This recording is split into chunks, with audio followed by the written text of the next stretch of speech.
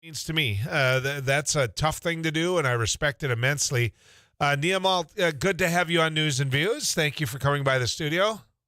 Thank you for having me, Joe. So lean into that mic there a little bit and tell me why. The obvious first question is, why are you running? Well, that is definitely a good question to ask. First and foremost, I am a daughter that who came from this country when I was 6 years old, from the devastated war zone country. I didn't speak English. I didn't know none at all. And that's when I was 1995. I was here in the United States.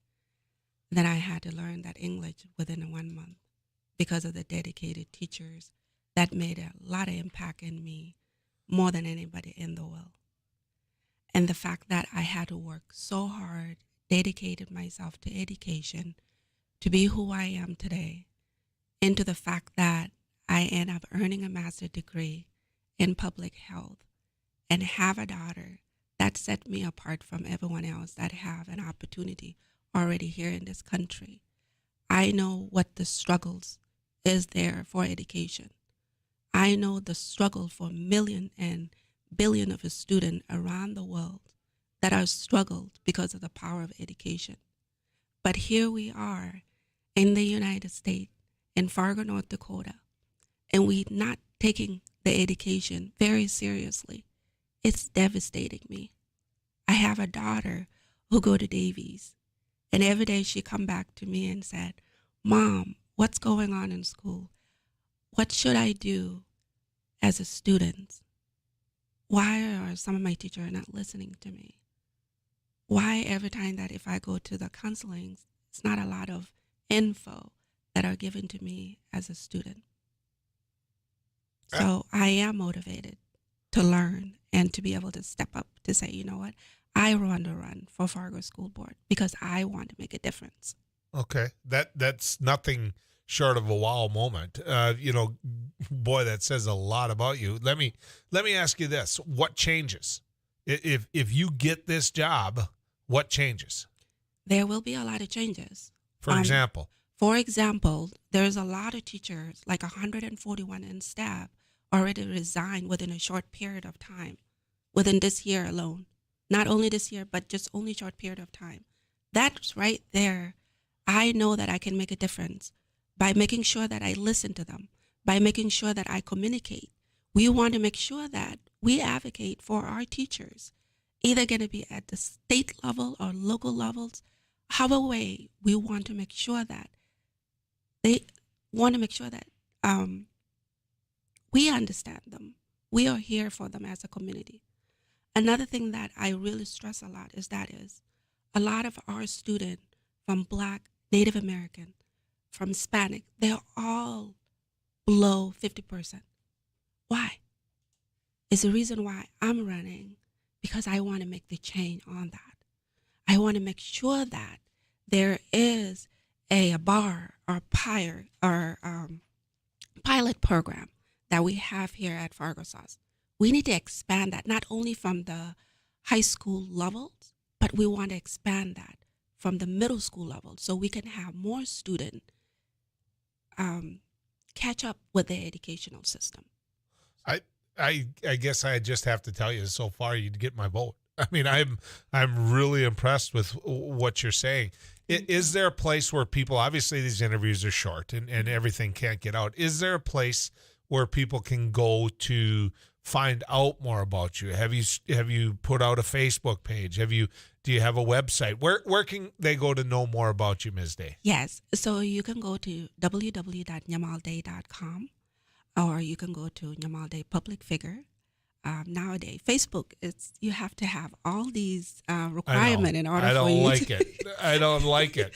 I have to use Facebook every day, and I don't like it. And I don't either. Yeah. So people can definitely go to that website and email me, and they can go to my Facebook, and they can look at it. They can read about me. They can read so much Sure. more than not only this what I'm. Well, you are a success story. I mean, Thank you really you. are. And thanks for having the courage to be on a ballot. So Definitely. Thank appreciate you for it. having me. You bet. When we come back, it's the Parade of Homes. That's right.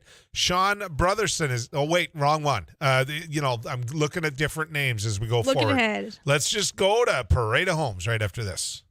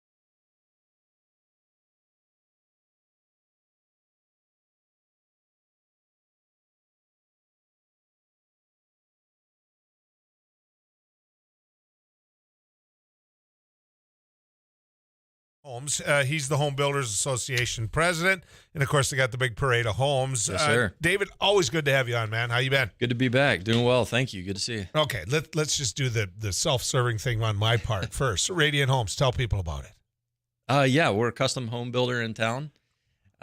Design and build custom homes here in Fargo-Moorhead area and a lot out in Detroit Lakes as well. The point is, I'm about to ask him a lot of questions, and I want you to know, folks, that he actually has a background. He's not just somebody who doesn't know what we're about to talk about, which is the Parade of Homes really gives you a view of a lot of different levels of homes. It really does. Explain to me if you're someone that is out looking at homes, because that's what it is. It's a chance to go into homes and kick the tires, so to speak, before you buy the car. What the keys are? What would be, if you had to give advice to a family, what would you tell them? Yeah, it's that time of year again. It has been going on for decades in the FM area, and I think consumers get really excited about it. It's the best time to go see what's out on the market. There's 47 homes that are on the parade by 23 different builders. You're going to see all the latest trends, design trends, technology trends, be able to touch and feel a product and see what your money can get you, all sorts of price ranges. So, builders are going to bring their best and are looking forward to showing off what they can do. So it's really the best opportunity to see your options. So when you start going to them, do you have to pay at every house? Do you have to pay? How does this work? No, you don't. There's one luxury home that's a luxury featured home that there's a free will donation for that. But otherwise, just go to the website, paradefm.com, or pick up a book at any Hornbacher's, a magazine, and you can see the whole list of what's there and plan your route and go visit as many homes as you can. So if I'm listening to the Solid Gold Show right here on the Mighty 790, it's too early yet to go. This cranks up at noon? Yeah, noon to 5, Saturday and Sunday, first 3 weekends in May. So it starts on May 7th, noon to 5 on Saturday and Sunday. So the first 3 weekends, noon to 5. Yes, sir. Saturday and Sunday. You got it. So there's plenty of chances to do this. Plenty of chances. All right. What's the newest and the latest? What should I be looking for? Design trends, I think you're going to see a lot of what I think transitional is the word. That's the design trend, right? Blending modern farmhouse, the modern elements and the traditional elements, metal and wood, gold fixtures and black fixtures, seeing a blend of the old and the new. That's what's hot today. That's probably the biggest debate my wife and I have. Which is if I had a home, no matter how new it was, that still could look a little bit like that old farmstead, I'd be happy. Where she's not afraid to look at what people are doing now. Yeah, well, there's so many cool ways, like I say, to blend that old aesthetic with new modern finishes. I think you'll see a lot of that and get some great ideas. So the market itself, a lot of people talking about home building costs, a lot of people talking about how you can't get the supplies to build the home. All of that true? It's certainly a challenge. Yeah, what you're hearing, rumors in the market, there's obviously truth to it.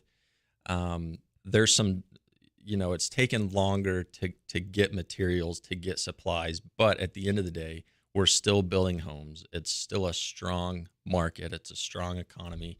It's a good time to build. And builders we're a resilient bunch, and we're overcoming those challenges that are in the market and excited to still be displaying the product that we've got out there. How about the different aspects of building? It's one thing to hire you to build a home. Does that take care of the plumbing, the electrical, the getting the lot ready, the making sure the sewer's hooked up the right way, the curb, the gutter, everything that goes along with this? Is this, like with Radiant, for example, is this a one-stop shop? It is, absolutely. Yeah, with my company, Radiant Homes, with any of these builders that you're going to meet on the Parade of Homes, that's the advantage of hiring one of our builders with the Home Builders Association. You hire a good custom home builder, a general contractor. They're going to handle everything start to finish. It makes it super easy for you. That's a big factor. For sure. That really is. What happens if somebody comes and knocks on your door and says, you know what, David, I've got a brother-in-law that's a plumber. I want to piece that out. I don't want that to be part of your bed. We'll take care of the plumbing. How big of a headache is that? Yeah, you should see the look on his face. That's the kiss of death there. Yeah. It happens. Everybody's knows somebody that can do something in construction. But again, as a contractor, what we do, what the builders in our association do is we're professionals at pulling all of those pieces together. And I think you partner with a great builder and trust him for every aspect of the process. That's your best bet. So in terms of where people want to build, what the latest trends are there, what are you seeing? Well, obviously everything's moving south and west. And with a diversion, there's a limited amount of land that we're going to be able to build within. But there's some great developments that are going on. Horace is obviously booming. And with our association also, we've got Moorhead as well, Fargo-Moorhead. But within the FM metro area, I would say all the new stuff is south and west. Okay. What about trying to fit that piece of the puzzle into an existing footprint? You know, say I've got a lot in the middle of downtown Fargo. When I say downtown, I don't mean, the industrial part Sure. of downtown. I'm just saying in that old traditional Yeah, maybe the neighborhood. historic Hawthorne Right. area. How hard is it to get a home design that fits in, and yet you still have all the amenities that you wanted with that new home? Yeah, great question. And I think that's a major part of Fargo's growth plan. The urban infill projects is going to be really important in revitalizing our core neighborhoods. And so my company, we've done several of those, and I know there's other builders that do the same, and we love those types of projects. Some of those are a huge revamp or renovation. Some of those are tear down and rebuild in those old historic neighborhoods. The key is designing to fit the lot restrictions and to fit the architectural aesthetic of the neighborhood, but absolutely doable. Great projects, important projects for the city, and we love seeing those. How big of a percentage factor are changeovers? I come to Radiant, I come to you, I come to any one of the builders in the Home Builders Association, and then you put a package together for me. I get a bid. I expect you to adhere to it. Then I come back and I say, no, I want different siding. How big of a factor is that? The great thing about change orders and contracts, it's a scary word, but there is opportunity to upgrade, to make changes, to make some upgrades with your finishes, and that's a normal part of the process. And different builders have different processes for that. But when you're building a home, there's so many different parts and pieces that have to come together. There's so many different trades and vendors involved. There's going to be some changes. We're going to have to pivot and roll with it, and so that's a normal part of it. But builders, we're great at showing your options, giving opportunity for those upgrades, giving a price for it, and allowing you to make those changes along the way. So is there ever a scenario where Abby wants a home? She goes to an architect. They sit down, they design, they put a lot to it, and then they go to Radiant, and they go to Joel, and they go to Don, and they say, all right, one of you guys is going to get this bid on it. Mm-hmm. Does that happen every day? Happens in the all the workplace? time. Yeah. Okay. Yeah, it's totally your prerogative as a homeowner, as a potential home buyer, or wanting to build a home. Builders will approach that process differently, but happens. Okay. So where do people go? How do they find out? Go to paradefm.com. Check out the Parade of Homes first 3 weekends in May. Okay, and you got magazines somewhere, don't you? All the Hornbachers. There you go. You get to all the Hornbachers. You can see what they're talking about in this post-COVID world. And I'm sorry for you people who are mad at me when I say that. Actually, I'm not sorry. People are There you back go. out, going through homes, shaking hands, Absolutely. and getting a chance to know and ask questions. So all of this The more the merrier. at the price of nothing. The worst case scenario, you might have to put some socks over your boots, right? That's right. All right. When we come back, we're going to talk a little bit about racing in the streets right after this.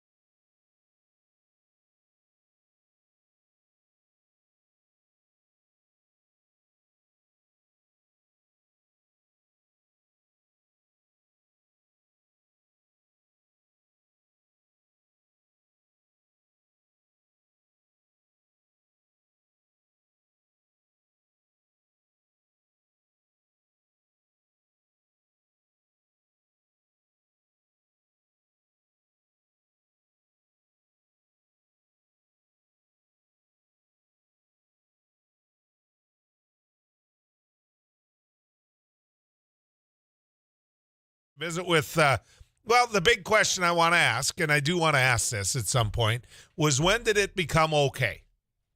Right? I mean, when did certain things become okay in our society? I want to know when it became okay to think Vladimir Putin was a good guy and you could stick up for him. There's one. I wanted to know when did it become okay that you could actually sit there and scream and cuss at somebody at the same time and still be an elected official. When did that become okay? When did certain things in our society become okay?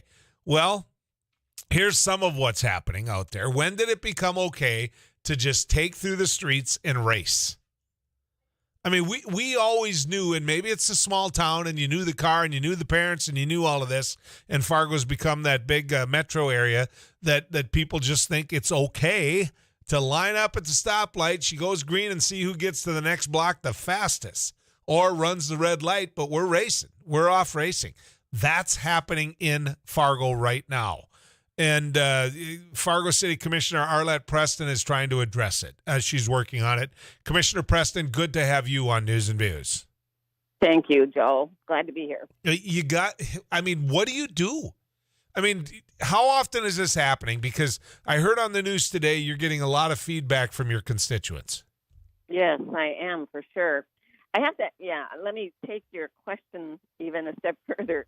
When was it okay to be driving 95 miles an hour on a street where kids are walking and bikes are crossing? I mean, it's crazy. And people are starting to really take notice and file some complaints. So I first started to hear about this last summer. And then last fall, it got even more complaints coming in. So I put it on the city commission agenda. The commission's response was really ho-hum. So it got quieter during the winter. And now, again, I would say I'm getting, yesterday I probably got 5 or 6 emails, 3 calls. I mean, it's, people are disgusted. This is happening in other metro areas. And I want to give you an example, Commissioner. When I was in Oakland, I was there for my niece's wedding. And her first cousins on her father's side were traveling to get to one of the events. And they got stopped at an intersection and they could hear it, what was happening. And these people had gotten to the intersection and they were just pulling Louis is what they were doing. Kids went in the middle of it because that showed bravery. And it just was uncontrollable. The cops came in by helicopter and they started shooting at them. Now, I realize we haven't had any shooting yet, but the truth is it's a whole we can do whatever we want type of an attitude. And I don't know if there's a way to stop it or what, but at least you're talking about it tonight. Yeah, and I hope that this conversation tonight will express the urgency not only to staff but to the commission. And we've got to get creative about how to address this. The police department has increased their surveillance, but there are state laws that are limiting what they can do. So we need to go to the legislature. But in the meantime, what else can we do? And that's why I invited engineering. I hope that tonight there may be some conversation about, are there some roadway changes that we can make temporarily to get this under control before somebody gets killed? Yeah. I mean, is it a select group of people? Or are you hearing that through your intelligence, or is this going to just become the norm amongst kids at a certain age?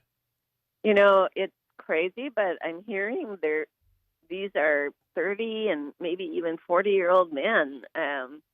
But there's also younger kids doing this, high school, probably going into college type age group. But the problem is, and for the police department, they're switching license plates. They're taking license plates off. So it's really tough even to figure out who's doing this and following up with them. Okay. You want to see something hit really close to home, Commissioner Preston? Here's a text message that came into me. He said, Joel, I've called the cops so many times on drag racing by our house. I live by your daughter down south. The kids ghost around the roundabouts and squeal their tires at all hours. It's a huge challenge, and I understand the short staffing, but I wish there was more that could be done. It's very disruptive to the community. I would love to toss a spike stick out there. See, and now you hit me where my grandkids are, so they made their point with me. Yeah, for sure. And there's been a couple of accidents that have happened related to this, and it's not been individuals that are on the sidewalk or anything, but the motorcycle that got hit just recently, probably about a month ago, got dragged under the car for a block. It seems like that one was related to speeding. So, yeah, I mean, it's a big safety concern. And some more text messages coming in. Joel, I've gotten caught with the racers in Fargo 3 times late at night on 45th. They had very memorable, personalized plates. It should be easy to track them down. What is law enforcement saying about that, Commissioner Preston? Good question. I'll bring that up to the chief. That's the first time I've heard about that one. So, yeah, they should be able to track that one down. Okay. Another one, how about providing a drag strip where they can race safely? Just a suggestion. Your thoughts? Yep. And I think there's been a few communities across the nation that have done that. I would hope that would help, and it has helped in other communities. So, yes, if we can figure that one out, that would be great. Here's another one. And some of these people won't be able to attend your meeting tonight, so I really, am appreciating the fact you're taking their suggestions here. But it says, street racing, if you want to stop it, take the car away. First conviction, car is gone for 30 days. Second conviction, car is forfeited, even if it's not your car. Your thoughts on that, Commissioner? Yep, I agree fully. Now, the problem is state law, and we've got to figure out how to get state law in line to do some of this. So, yes, I agree. So there are state laws that would prohibit you at a local level from stopping this. If so, what are they, Commissioner? Well, for one thing, we can't use cameras to capture license plate numbers and follow up on those. I don't believe anyone can be prosecuted if a law enforcement officer isn't actually observing it. So if somebody reports something and has a license plate number, nothing can be prosecuted. Now, they can follow up with the individual and say, quit it, but they can't prosecute them. Our speeding fines are so low, it's crazy. And the city was sued not too long ago because we were fining at a higher level than what the state allowed, and we had to pull back on our speeding fines. So there's a number of different things that the state law makes it really difficult. I don't want to say you're onto something because clearly this came at you, but Commissioner Preston, you have no idea how my text club is blowing up here. Oh, really? Yeah. One says Moorhead has a racetrack. Another one, go to the parts store to see who's beefing up their car. Another one, Joel, isn't there cameras on Main Street to catch these people on video and then release the video to the public? Another one, Joel, the term street racing and safely racing seems to be oxymoron. The city can't provide a drag strip because of the danger involved in racing. That seems ridiculous to me. Another one, I'm a demolition derby driver. Let me bring one of my welded up rides to Fargo, and I'll see to it that these cars never race again. I know they're being facetious, but he makes a point, right? Hey, people are angry. They're frustrated. I don't blame them. I think they're talking about some of the most basic, and there's a number of these. I'm going to just read the one, and I think I covered a lot of them. People say, do something about all the people running red lights. Someone's going to get killed or crippled. In California, again, they point out the cameras. But when you get nervous that you're going to get stopped for the smallest infraction, does that set a tone in the community? Yeah, I think so, for sure. The whole issue that somebody, I think, on your news program indicated, there was a study done by Insurify, which is an insurance company, and it showed that we were the highest in speeding violations. I do think, we're a rural state. People are used to driving an wide open road, then people speed. So we need to bring the entire environment down and get the speeding. I drive down 45th, and I drive the speed limit 40, and somebody passes me like I'm standing still almost. So, and that's in the broad of day or broad daylight, and it's a cultural issue. We need to slow down. Yeah. I had a friend send me a note here. He says, Joel, there's a drag strip that citizens can use in Sabin, Minnesota, just down the road. So there is some of that. Commissioner Preston, tonight the meeting starts where and when? And can they take part without even being there? That's a good question. Yes, we should be able to get people hooked up. I will make sure that that's available through the communications department. Just like with any other city commission meeting, I will make sure that that's available and on the website so people know how to do that. It's at 5:30 in City Hall and the city chambers. Yeah, and I'm getting a ton of messages about people speeding. So there. Commissioner Preston, thank you for taking the time on such short notice. I appreciate it. You're welcome. Yep. Thank you. Commissioner Arlette Preston, ladies and gentlemen. It's real. Abby, how many things have we talked about where the text club just exploded like this? Yeah, there's an incredible amount of text on this topic. Yep. When we come back, your thoughts. Are you seeing it in your communities? Somebody saying speed bumps, Joel, speed bumps and speed bumps. All right, let's get to the Weather Cave and visit with Too Tall Tom. Not much going on. Some rain showers in eastern South Dakota.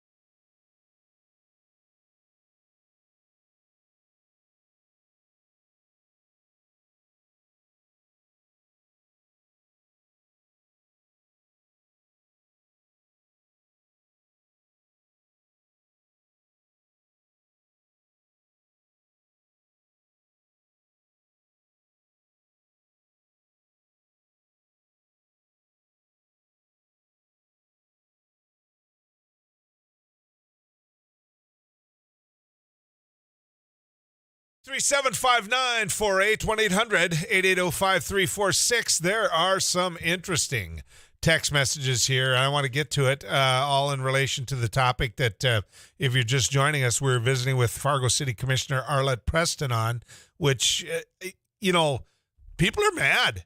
They're sick of cars racing in the streets and basic traffic fines not being administered, stops not happening, people rolling through red lights, people speeding. And then, of course, at night, they take to racing. And so people are ticked.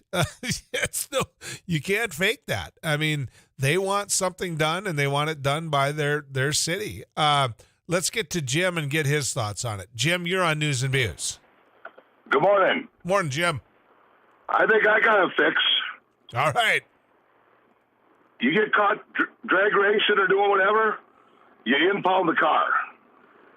For whatever the excessive speed is, if you're doing 50 and a 30, that's 10 days. If you're doing 55, it's 20. Half these kids are running mom and dad's cars. When they get home and mom don't have her car, you think it might stop? I know if it was Doreen Heitkamp, it would have stopped. I know if it was Ray Heitkamp, I would have been chopping wood. Yeah, I know it would have been, Jim. And then the kids, it's going to get out. Hey, Timmy got his car impounded for 20 days. It'll stop, I'll guarantee you. How do you catch him, Jim? Well, I mean, you kind of know when they're doing it. You know, when the streets are empty, you're going to have to do some staging, but you know what? Once you get 1, 2, 3, it's going to slow down big time, because now where are the cops at? Am I going to lose my car for a month or whatever it is? You take away their vehicle, I'm telling you, they'll quit. Yep. Thanks, Jim. Appreciate it. Where Jim's spot on, right, is that vehicle is pretty much everything to them. And if it is mom and dad's, it's like, whoa. Let's get to some of these text messages, and, not all of them are complimentary of the police. Joel, police don't want to deal with pulling over because of the way the media has highlighted the 2 to 3 perceived racial incidents. Blame yourself. I don't blame myself. I don't blame myself at all. If that's what you're waiting for, if that's what you're looking for, it's not going to happen. I have supported the men and women in blue the whole time I've been in this chair. So, go ahead and try to make me out to be the villain all you want. To me, there's nothing that deters you more than being stopped. I mean, it's a deterrent. It isn't always the fine. People can say, gee, the fine isn't high enough. I can tell you that when you get stopped, it matters. I don't know about you, but I have been stopped speeding, and when I get stopped speeding, I drive slower. It may be for a while, but I definitely drive slower. Joel, we should up the fines of the speeding of an excess over 10 miles per hour. Give more signage for crosswalks and raise fines for disregarding. Also, raise fines for repeated offenders for reckless driving and who have to appear in court, and jail time for multiple offenses. Joel, not sure how to fix it other than healthy fines and possible jail time. There's a theme here about jail time, about putting them in jail. Joel, Fargo Police Department doesn't exist on 45th Street. I basically live off it and rarely see a single one when I travel on it. I've been racing pretty much every night to come home from work. It's scary when you're boxed in between them. North Dakota would do the state a great service if speeding ticket fines weren't $15 and a slap on the wrist. I moved from a state where if you went 10 miles an hour over the speed limit, the fine was well over $100. This is blowing up. People are ticked. And I'm going to be honest with you, I didn't realize it. We'll do it more another day. I promise you that.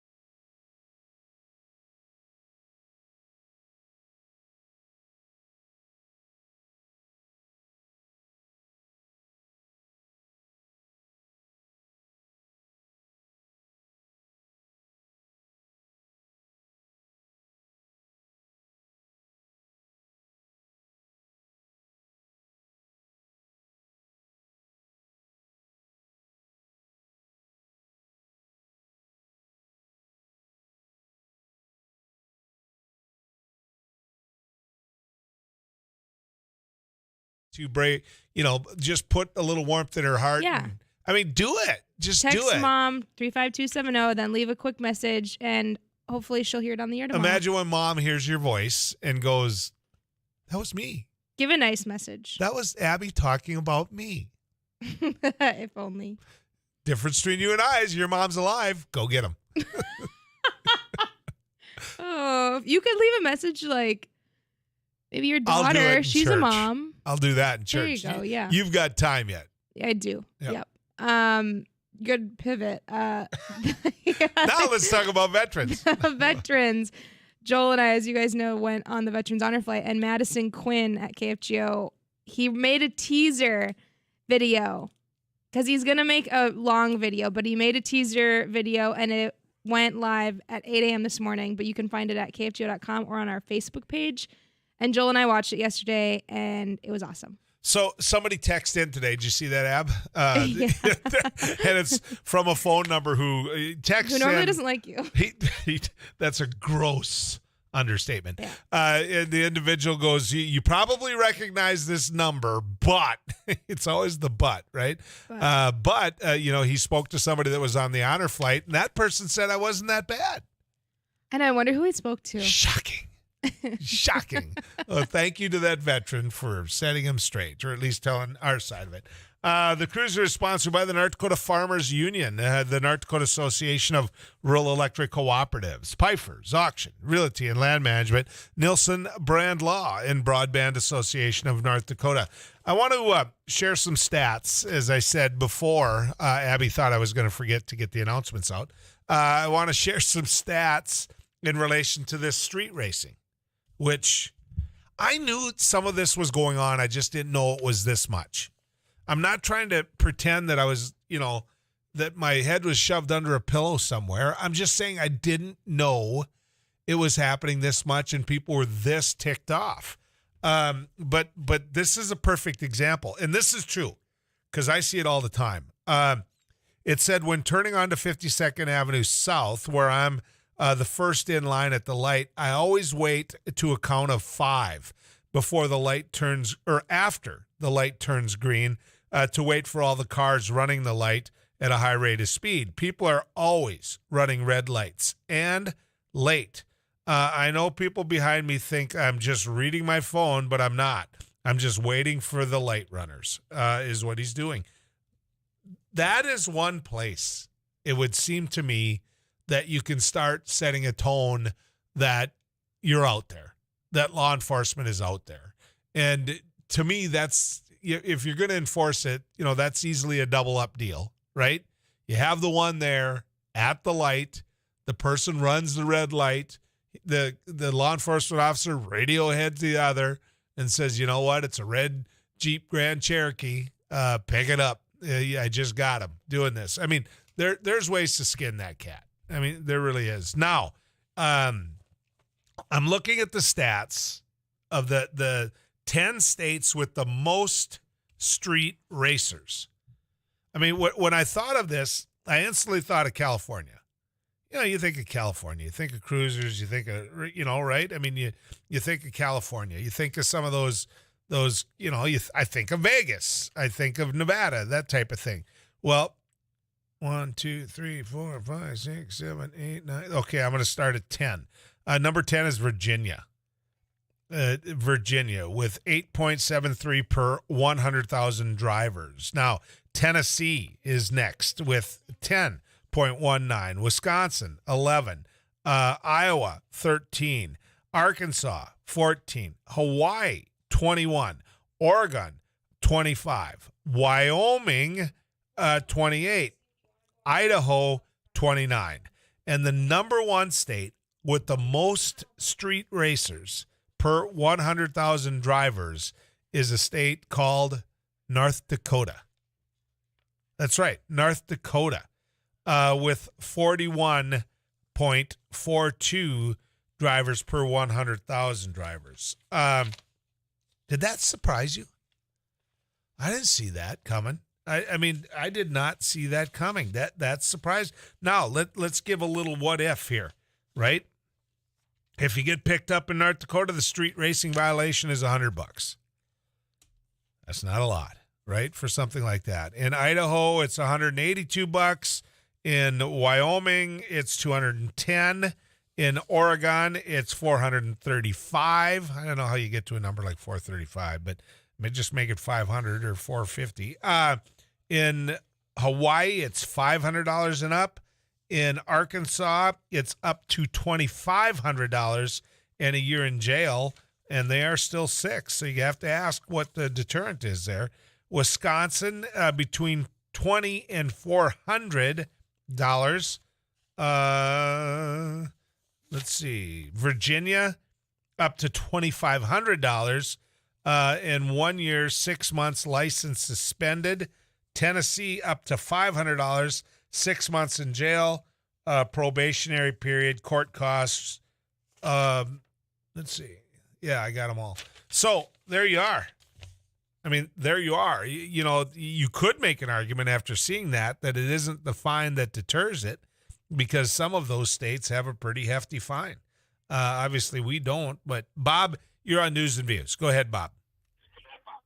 Yeah, and I know it might go against the grain, but I'll tell you, a great enforcement thing is photo enforcement. You buy 10 cameras, don't tell people where they are, but you put signs up saying Fargo uses photo enforcement. When mom gets that fine and says, hey, I wasn't driving, and finds out that Johnny was driving, she'll stop Johnny. And you can only take so many fines that way. Bob, I got picked up in Sioux City, Iowa, with a letter later on. They had me. I got the same thing from Illinois. Yep, they had me. They sent a picture. There I was in the rig. They had my license plate. They had my speed. I don't remember driving that fast through that area. I thought it was a little bit of a BS. You know, I never got to talk to a cop, but I sent them a check. I thought it was absolutely BS, but in Illinois. But they gave me a photo or a link, and I went on, and the camera, it showed the video of me, and I stopped behind the car in front of me, but then I went at the stop sign after him, but it said I didn't stop at the line like I'm supposed to, and I got my fine. But anyway, it's a valid enforcement. Well, and you know what I do, Bob? Message. When I go through that area, I slow down. I do. So you're right about it. Let's get to our next caller, which is Larry. Larry, you're on News and Views. Hey, I just got on the radio and heard your topic about racing. And I live out north of Bismarck on North Washington. You probably know the North Washington area, kind of. I do. But anyway, the other night, about a week ago, I seen my neighbor and his brother leave their yard. And then I looked down at the end of the block, and here's 2 cop cars, and their pickups had 2 cars blocked in. And I found out that these cars had went down and back on Washington 2 times, doing about 100 miles an hour. And they were 15 years old. Oh, man. And the one kid called his mom, and she wanted to press charges against the 2 brothers for holding them as hostages.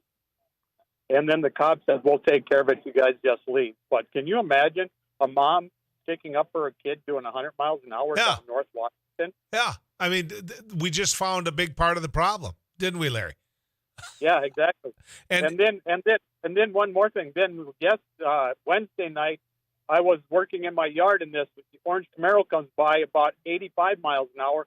So I jumped on my ATV, and then I went and tracked him down. He was coming back to go down Washington again, and I gave him a heck of a chewing, and he was sweating.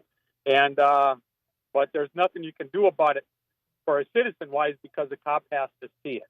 So I wish they could do something to where we could file a charge against. How old was he, Larry? He said he was 18, and I didn't. And then I said to him, I said, you know what? What if you'd have died on this road today? That would have been a hell of a Mother's Day present for your mom. Yeah. And he just kind of looked at me kind of like, well, you don't know what you're talking about. You know what I mean? And it's like 18 years old, and then the 2 others were 15. So why are they doing this? I don't know. But anyway, I'll let you know. You bet. I think it's a fad. And maybe, hopefully it's a fad that goes away. But a lot of times you're doing it because you don't get caught doing it. Jim, you're on News and Views. Yes, Joel. Fargo may be bad, but it's nowhere near as bad as Broadway and Minot. And it's been going on for 20 years. And it's the same cars, the same drivers year after year. Small Hondas, low riders, little or no exhaust, in and out of traffic at high speed. And nothing's ever done to them. I've even called the police and nothing ever happens. So nothing comes back on them. Nothing. That's why they get away with it. Yep. Because nobody ever stops them. Yeah. Thanks, Jim. Let's get to the weather cave and get to Too Tall Tom Shaman. Tom, Yes? I know I don't inject you into my conversations. I know that's just to be fair to you, but No, you should. I listen. have you ever seen people drag racing in the streets? Well, when I come to work during the 4 o'clock in the morning hour, crossing the Red River Bridge, I see people going around me about 90 a lot. It's just, I didn't know it was this. Obviously, it's because I live out in the country. I get it, but a lot of times at night when I'm sleeping, and of course I go to bed early, but still, I hear cars roaring in the background. I live in southeast Moorhead, and sometimes I do hear loud engines roaring, and I'm wondering if they're just showing off by revving it up at the intersection somewhere, or if they are in fact racing. I don't know. Yeah. But I've never gotten caught in the middle of one of those, if that's what you're asking. Yeah. No, I mean, with the person that called in and said, I wait at the left-hand turn longer than what I should once it turns green because I know people are going to run it. That said a lot, didn't it? Well, nowadays you have to look both ways, even when the light is red on the other side, because these people don't even. Red light to me now means go faster. Yeah. Well, there's some truth to that. I mean, we were all kids at one time. When I was a kid, I did stupid things behind the car, but I never, and I can tell you this honestly, I never street raced.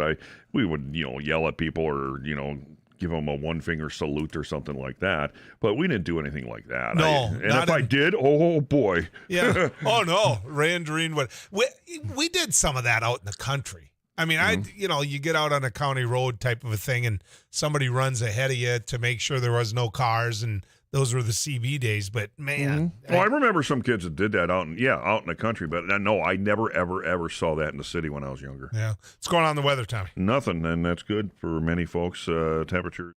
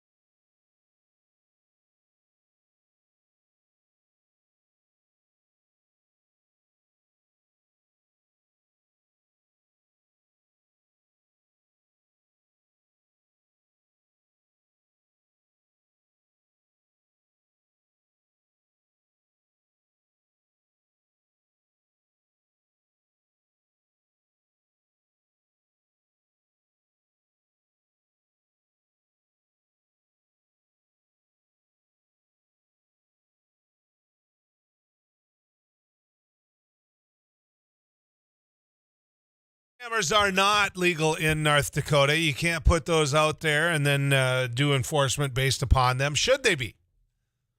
I mean, should they be? We just talked about Sioux City, Iowa, and that area and what that meant when I got the letter. And I know that there's certain people who built homemade envelopes so they could send a strong message back to the police that sent them the fine by mail. The other part is, what if I wouldn't have paid it? Right? I mean, what if I wouldn't have paid the fine in Iowa? They had no. I actually asked a lawyer friend of mine. Wasn't a very good lawyer. It was just somebody I knew from my youth. Hopefully he's listening. That was definitely meant to make him laugh. But he said they don't have any right to come to North Dakota and pull your driver's license or arrest you or take your vehicle or anything like that. But if you go back down to Iowa and you get picked up again, you're going to be in trouble. That's going to be there. It's going to be on the record. They know who you are. They've got all of that. So I don't know. Somebody said, Joel, not sure how to fix this other than healthy fines. Drag racing light to light public roads has been going on for decades. This is a topic that definitely needs to be addressed for the safety of others and the idiots doing it because they don't think of the tragic outcomes to themselves or innocent bystanders. Now's when I find out whether or not I was living under a rock, because I know that drag racing has been going on for a long time. I just didn't know it was going on this much. It has to have increased. It has to have. It can't just be, oh, gee, this has been going on this long. Why are you just talking about it now, Heitkamp? I mean, it has to have been going on for. It has to have increased. Abby, I mean, you live here. You see it. Yeah, no, it has increased. I noticed it in so I live in North Fargo, and there's a specific gas station that a bunch of cars line up at on Friday nights, and then you see them drive around town a million miles an hour, and it's so loud. But I don't I went to college at NDSU too, and I don't remember that happening when I was in college. And I think in the past year or two, it's gotten bigger in the Fargo area. Yeah. There. Now I don't feel like I was living under a rock. How's that? When we come back, Sean Brotherson's going to join us. He is an NDSU professor at their Extensions Farm and Ranch Stress Program Coordinator. And so we're going to visit with the doc. What? I got all that right. There was a few errors. That's a couple okay. Just here and there. All we're going to do is talk about stress when it comes to farmers, right? That instead of the long note, you could have just said, let's talk about stress when it comes to farmers.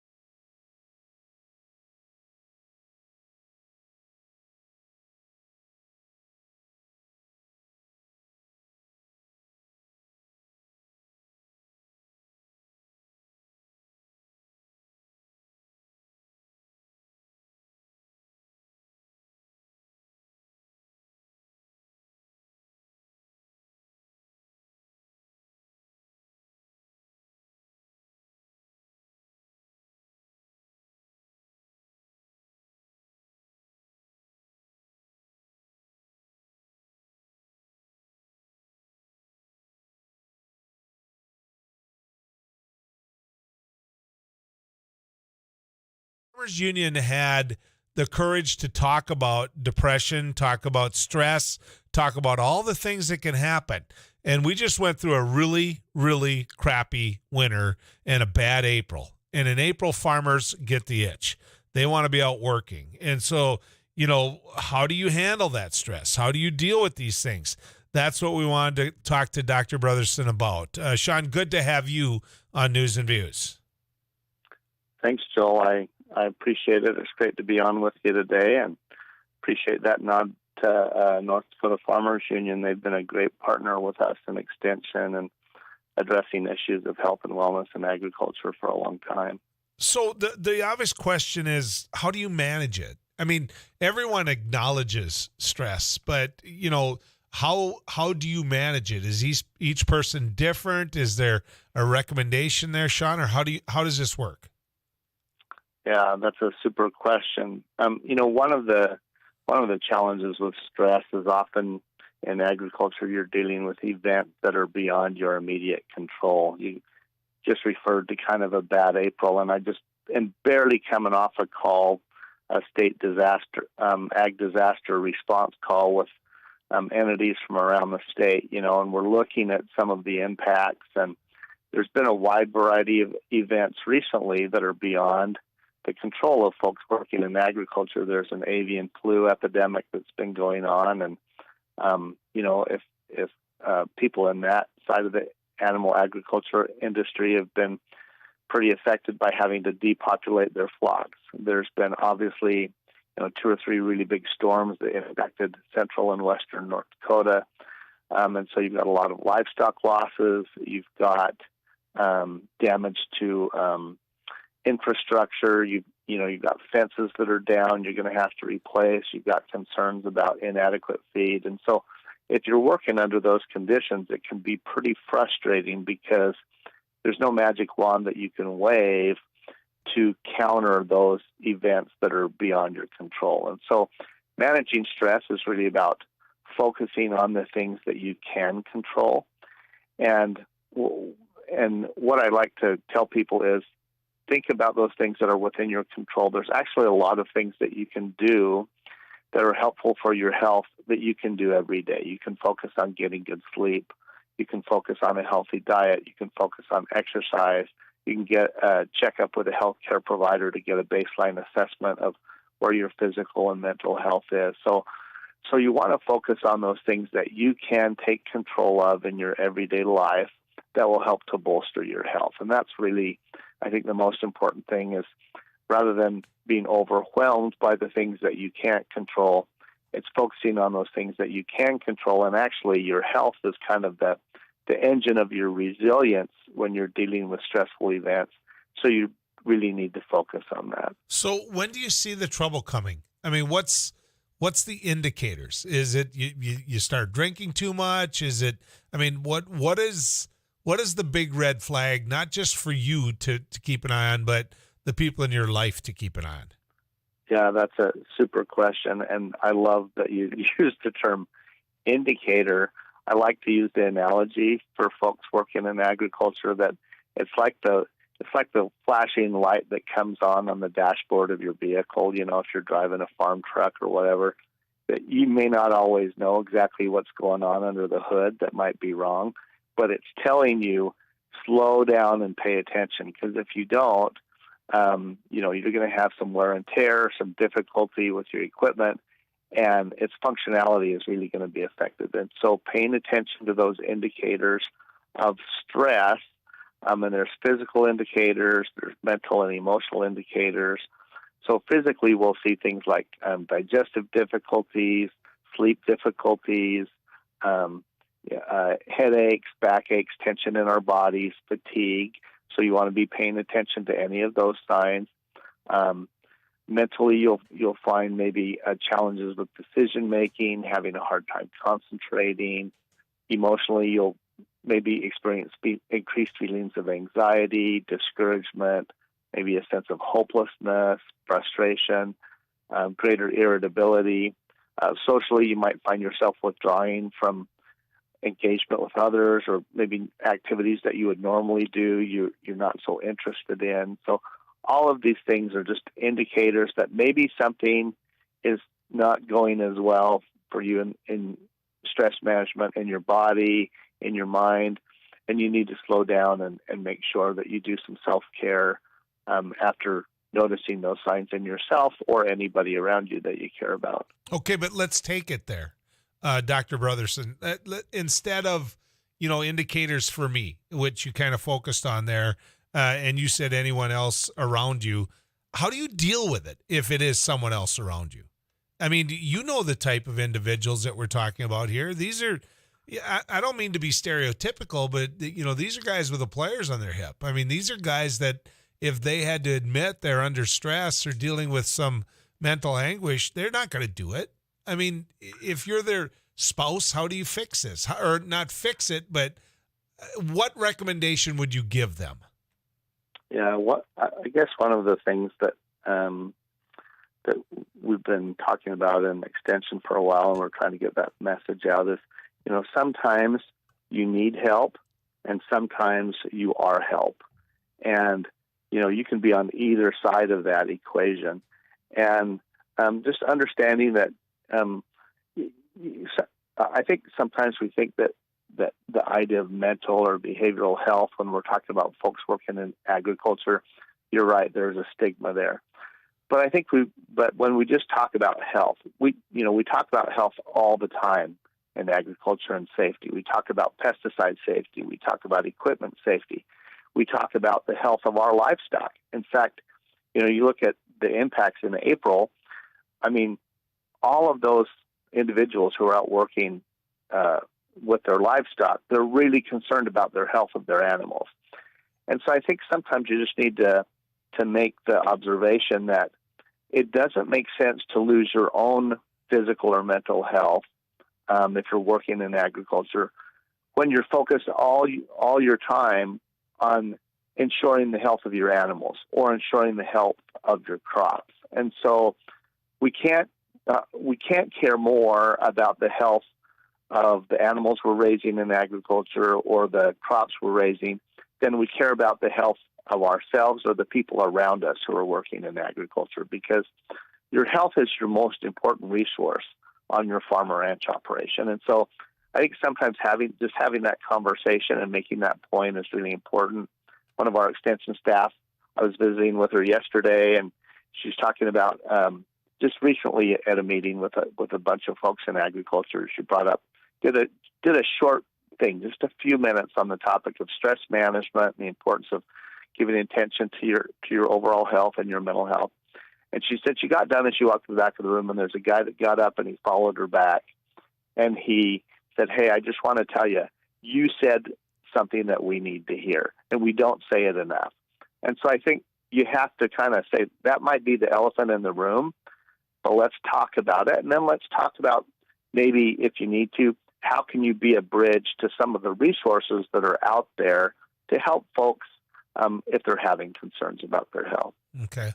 At Extension, where do you direct them to? Let them know where they can find that type of help, or at least get something they can read in the beginning, Dr. Brotherson. Yeah. Well, we start with, we have a great farm stress webpage. You can just search NDSU Extension and farm stress. You go to the managing stress and your search results and pull that up, and we've got a lot of educational resources that are listed on there for managing your health and mental health. And we've got a lot of places that you can go to start to access resources. The state has a really good website. It's called ndresponse.gov. It's got a lot of great information, whether you're dealing with weather-related impacts on your operation or maybe behavioral health needs, and you're like, hey, where can I refer to someone to if they have a need to deal with substance use-related concerns, or they just need somebody to talk to. And then First Link manages the state hotline, so 211, you just call 211, and they both have 24/7 crisis counseling, as well as they refer to a wide range of different services and supports. And so if you're wondering, hey, what could I access? Call 211, and First Link can help get you connected with a wide range of programs that are out there and are available for people. So those are some really good starting points. I also encourage people to just book a appointment with a local healthcare provider and get a baseline assessment of where they are with their physical and mental health. You're good at what you do, and I'm glad you're doing it. So thank you, Dr. Brotherson. Thanks for coming on with us. You bet. Thanks for the opportunity, Joel. Have a great day. Tough topics, but he isn't afraid to talk about them. Let's get to the weather cave and find the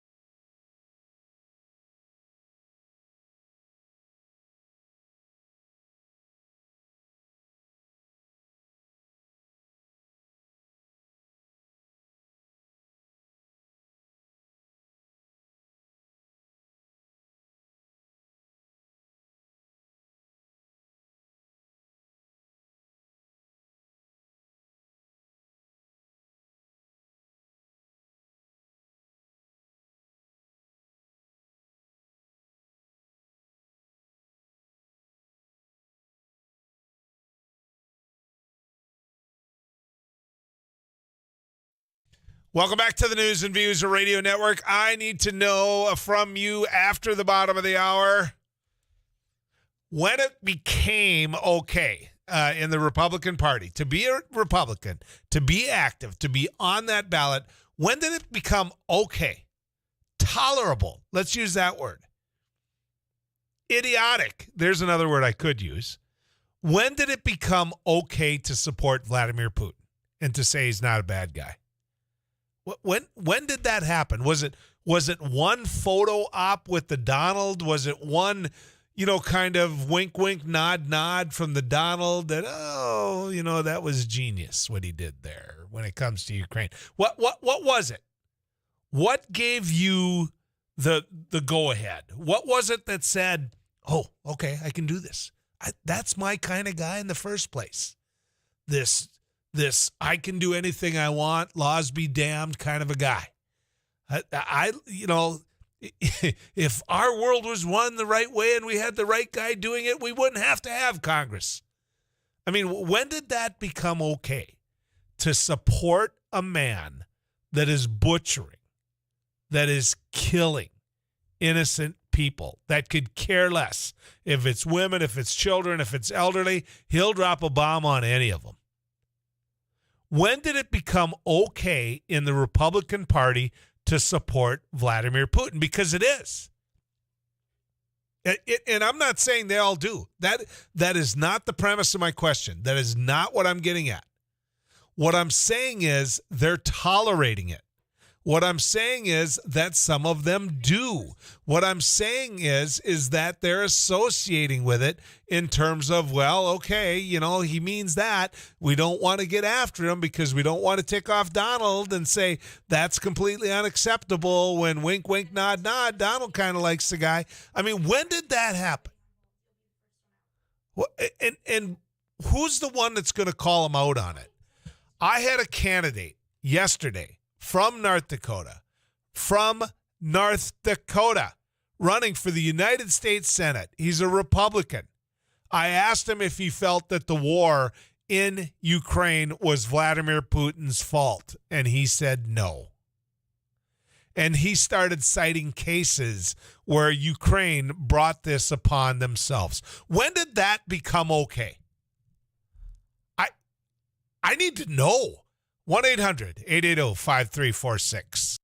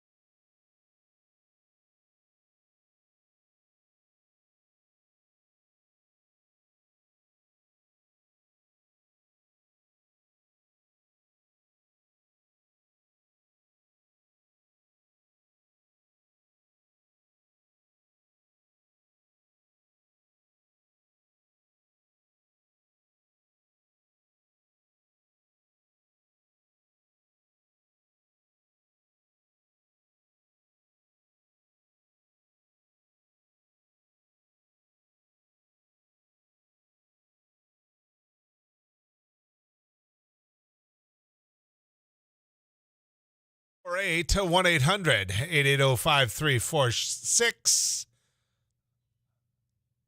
Ban. People are as sick of it as I am. I'm not going to say some of the words that I'm reading here in regards to what people feel about the support that some in the Republican Party are giving to Vladimir Putin. I just find it astonishing. The Republican Party that I grew up, we had a debate that I grew up debating. We had a debate over debt. We had a debate over whether or not the military was doing what it should. We had a debate over whether or not inflation was being dealt with the way it should. We had a debate over farm policy. I grew up in politics in the Ronald Reagan era. I mean, that's when I grew up. And if you would have told Ronald Reagan, the hero of Republicans, up until Donald Trump, I mean, Ronald Reagan was he was the one on the mantle. Right? I mean, Ronald Reagan was the standard bearer for what the modern Republican wanted to be and thought their party was. If you would have told Ronald Reagan that party was going to become the party that it is now of Donald Trump and the people that spew, for lack of a better way of putting it, the type of support for Vladimir Putin, for the anti-democracy, for the insurrection, if you would have told Ronald Reagan that, the Ronald Reagan that I knew, that found it tough to debate against, quite frankly, if you'd have told them that that's where the Republican Party was going, I can't imagine what he would have said. Certainly, he had an old adage, you don't speak bad about a Republican. I get that. I wonder if he would have adhered to it during this era. I do. Fred, you're on News and Views. Go ahead, Fred. Hey, Joe, I just got a quick question. Could you express that same indignation when it comes to the Democratic Party decided it was okay to execute police, support executing police when they fill up their car with gas, stuff like that happened in all those anti-police riots? Well, absolutely. I came out against whoever was doing anything in regards to harming police. I also came out in full support of police because the police themselves. Yeah, you as an individual. The police. The Democratic Party supports those who support doing that. The Democratic Party, by its very policy, supports the police. They came out with a strong stance against it. Against it. So, Fred, what I'm asking of you is, if you're a Republican, has the Republican? I am not. So unfortunately, I cannot answer anything for the Republican. I mean, it's basically Democrat light. No. What I'm asking though, Fred, is what official statement are they going to make as the head of and the followers of the Republican Party in regards to Vladimir Putin? This is the easiest one in the world for them to answer. Okay. What was the official statement? The official statement from the Democratic Party when all those riots and everything were going on. Let me answer that, Fred. Let me answer that. Fred, let me answer that. Joe Biden came out and supported the police. He came out and supported the police overwhelmingly. He didn't support police violence. He didn't support what happened to George Floyd. I get that. America didn't. He came out and supported police. If anyone was foolish, I'll use that word, enough to talk about defunding the police, the head of the Democratic Party came out and said no. No. Period. We support the men and women in blue. He said that. Now, you can try to pretend he didn't say it. I can dig up the actual audio of him saying it. So that's just the truth. What I'm asking is, when did it become okay for the head of a political party, in this particular case, it is the Republican Party, for the head of that party, the man that is going to be on the ballot for them again in 2 years, in about a year, he's going to be taking to the streets. He's in weeks, he's going to be going back on Twitter and starting his run for president of the United States. When did it become okay for a Donald Trump to be the head of your party and support Vladimir Putin? I don't know. I don't know what it was. I don't know when they got there. I don't know how they transitioned from that party I described in the 1980s to that party that it is now. Whether they were just that badly in search of that strong of a white male figure after the Obama era, I don't know. I don't know if this empowered a certain group of people that had been ostracized from politics and had just been used for voting purposes. That were voting the lesser of two evils. And so, yes, I'll vote for the Republican. That's the lesser of two evils. At least, when did it become okay to just sit there and talk in code? Right? I mean, use words like groomers or pick one of the code words. When did it be, when did it become okay to put a flag in your field outside the interstate so kids driving down the road have to look at a flag that says the whole word, I'll just say the F part, Joe Biden? When did that become okay?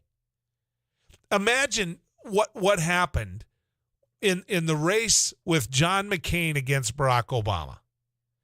There was a woman in the crowd that started talking about how he wasn't an American.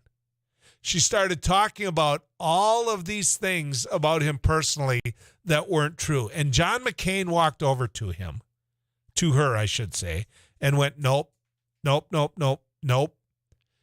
he put out that fire in one glass of water. He said, nope, that's not true.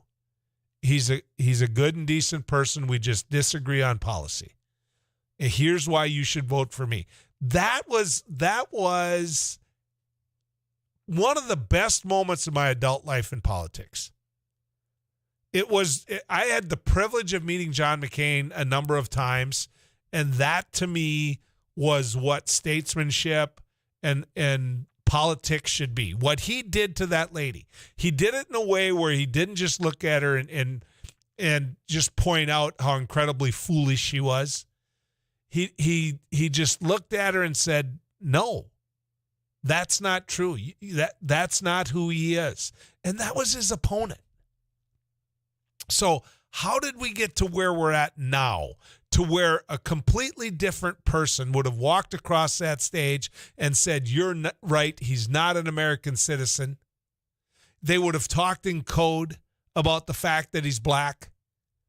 I mean, how did we get to where you can sit there and see a man invade a country and call it genius, when what you could have done was take to the airwaves and say, instead of saying this never would have happened if it was up to me, the close relationship I have with Vladimir Putin, he wouldn't have done this. I would have just had to call him and he would have stopped. Instead of that, what would have happened if you would have had a fraction of this country unite with the rest of it to point out that collectively we are standing for the good of the Ukrainian people?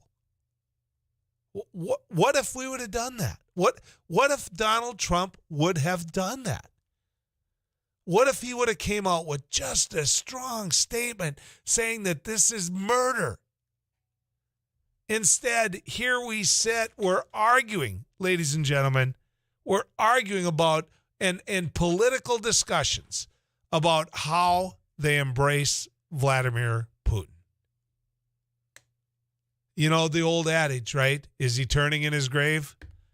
I will almost guarantee you that Ronald Reagan is turning over in his grave, because that isn't the party that he built. That wasn't the modern day Republican Party that he built. That wasn't the trust but verify. That wasn't the Mr. Gorbachev tear down this wall. This whole notion that you can sit there and I thought of this as well when I was in D.C. last weekend. There's a memorial there, a Korean memorial, and what I found was that the memorial honoring the Korean soldiers is 100% paid for by the people of South Korea. 100%. It's paid for by the people of South Korea, and it is a way of thanking the men and women who fought on their behalf so there is a South Korea, that gave their lives, their futures, so that there would be a South Korea. And that's South Korea's way of making sure that they're remembered. And yet, it wasn't that long ago we had one of our leaders embrace the North Korean leader. Remember that? It wasn't Ronald Reagan. All right, we're going to take a little break. Let's head to the weather cave and find Too Tall Tom. Tom? Not much going on today. Some showers in eastern South Dakota.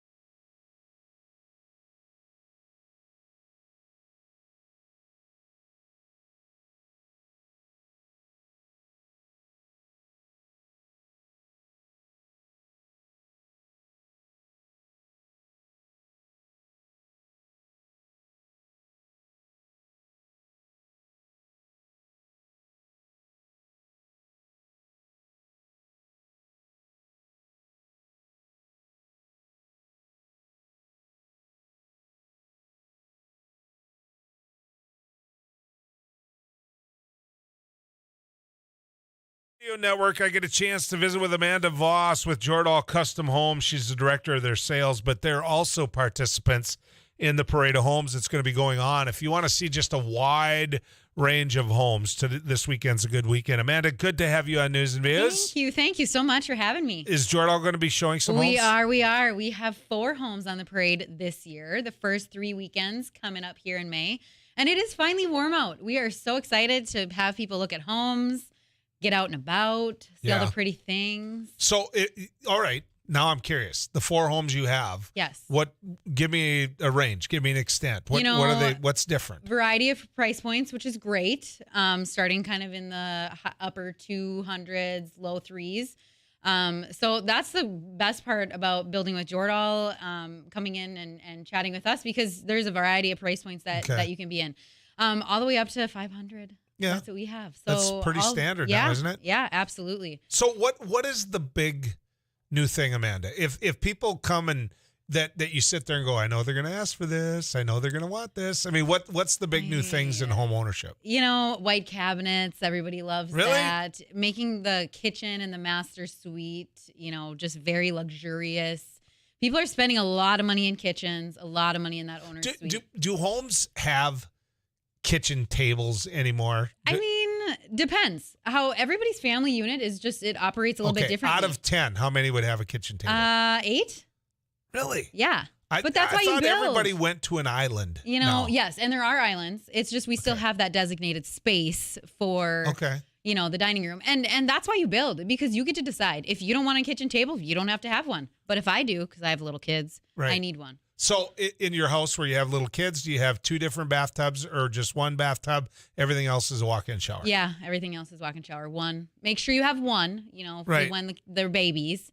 But yeah, otherwise the beautiful showers that people are doing, the tile. A lot of people are doing the separate soaking tub and the master shower, like in that owner's suite, which is kind of cool to see all the customizations that people can do. How much fun is it to work at Jordahl and just see people's dreams come at you? Oh my God, it's the best. It really truly is, because they'll come in and meet with us and give us their wish list, and then they move into the design studio, and the stuff that they come up with is just incredible. So if I go to Jordahl now and I put a blueprints in front of you, can I get a house this year? You can. You're not lying to me though, because a lot of people are like, well, I can't get the supplies, I can't do this. You still can build this year. You still can. Mr. Jordahl works tirelessly to be able to get us products, get us subcontractors. And so we've kind of come out of, not that we haven't had issues, but we've kind of come out of the struggles on the up and up. And we're into, September, October for move-in dates right now. So, yeah, we can absolutely get you in this. Okay, explain to people how the Parade of Home works. Come to the Parade of Homes. You look at all the pretty things. You see us, and we can set up an appointment. You can see different homes. We go over floor plans. But there's a publication at Hornbacher's. There is. I know that. Mm-hmm. You can go on the Home Builders Association website. Mm-hmm. You can see, because you're not going to make it to every home. You won't. Yep. And that's why you hook up with a great realtor so that you can kind of see the homes on your own if you want to. But the Parade of Homes is great to kind of get inspiration ideas and things like that, because really, truly, the builders put their best foot forward for this Parade of Homes. Is somebody there? If I go to one of the Jordahl homes and I have a million questions like I'm throwing at you. Yeah. I'll be there. You will? Yeah, absolutely. All right. Mm-hmm. Good. Yep. Somebody's going to be at each home to answer all your questions. Does the wife always win when it comes? Why is that? Because they're the boss. I've had all types of discussions. Here's what happened with me, Amanda. I sat there and the inside was hers, the outside was mine, right? I wanted cedar siding, got cedar siding. Everything's gone now. Mm-hmm. Siding's going off, going to have siding. I have no say in anything anymore. You can have say in the garage. No. Oh, you don't even get the garage. Well, okay. My man cave garage. I do. Yeah. So where do people find Jordahl Custom Homes? JordahlCustomHomes.com. Otherwise, you can go to our website and email our sales at JordahlCustomHomes.com, and we can get info for you. Wasn't that bad, was it? No. You do it again tomorrow, wouldn't Absolutely. you? See, I'll be back anytime. I told you that. All right, folks, I won't be back tomorrow. A certain somebody's father will be here, so she's got to behave. That's right. Perry Miller will be sitting in this chair. You can be nice to him too. I am still the boss, regardless of who's in the studio. No matter what happens, Yeah, right? whether it's you or my father. I'll be back on Monday and going to be heading to Williston next week, right? Yeah. I always love that. I just love the chance. You do. You look forward to Wilson. Talking about this trip for quite a while. So I'll be back, Ab, whether you like it or not. Maybe having your dad say it in a nicer way than that. Yeah. All right. Good riding with you, folks. See you back here on Monday.